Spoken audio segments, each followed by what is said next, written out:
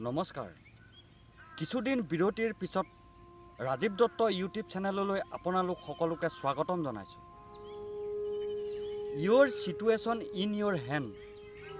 আপোনাৰ পৰিস্থিতি, আপোনাৰ অৱস্থা আপোনাৰ হাতত। এই শিৰোনামটোৰ ওপৰত ভিত্তি কৰি আপোনালোকক এটা নতুন কাহিনী ক'ব ওলাইছোঁ।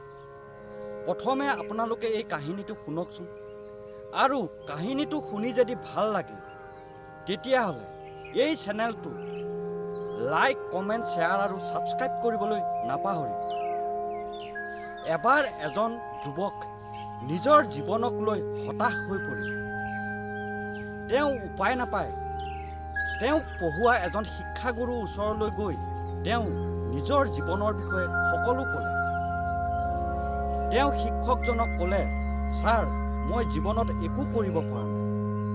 মই হতাশ হৈ পৰিছোঁ, নিৰাশ হৈ পৰিছোঁ। আপুনি মোক এটা উপায় দিয়ক।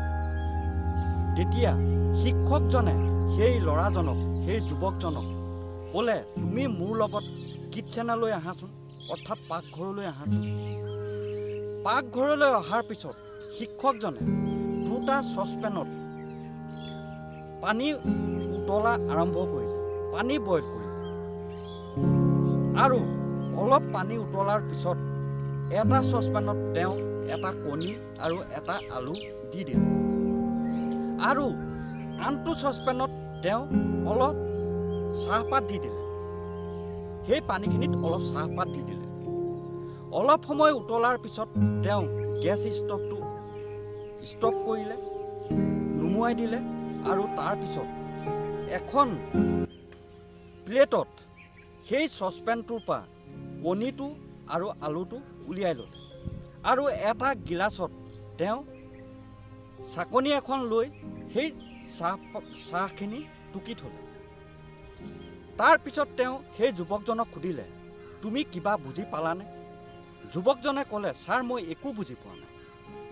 তেতিয়া সেই শিক্ষকজনে ক'লে, চোৱা, এই আলুটো উতলোৱাৰ আগত, অৰ্থাৎ বইল কৰাৰ আগত যেতিয়া কেঁচা আছিল, এইটো টান আছিল, বাহিৰৰ পৰা টান আছিল, আৰু উতলোৱাৰ পিছত এইটো কোমল হৈ পৰিল। আৰু এই কণীটো ভিতৰখন উতলোৱাৰ আগত কোমল আছিল আৰু উতলোৱাৰ পিছত টান হৈ পৰিল।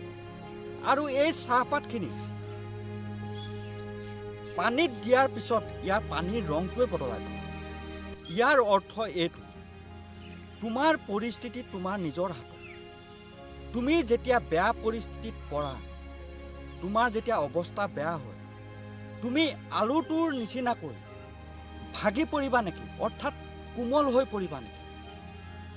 আৰু তুমি যেতিয়া বেয়া পৰিস্থিতিত পৰা বা তোমাৰ যেতিয়া বেয়া অৱস্থা হয়, তুমি কণীটোৰ নিচিনাকৈ টান হৈ যাব পাৰিবা নেকি, অৰ্থাৎ হাৰ্ড হ'ব পাৰিবা নেকি? যেতিয়া উতলোৱাৰ পিছত কণীটো টান হৈ গৈছিল, ঠিক সেইদৰে তুমি টান হ'ব পাৰিবা নেকি?